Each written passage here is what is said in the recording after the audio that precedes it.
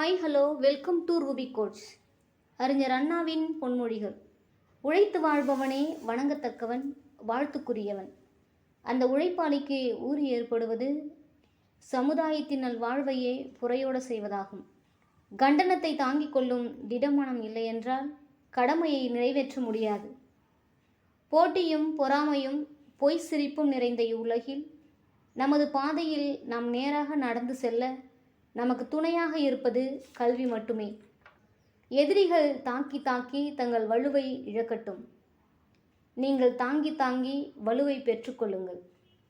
பகுத்தறிவை பயன்படுத்துவதில்லை என்று முடிவு செய்த பிறகு மனிதனிடம் வாதிடுவது என்பது செத்துப்போன மனிதனுக்கு மருந்து ஊட்டுவதற்கு நிகராகும்.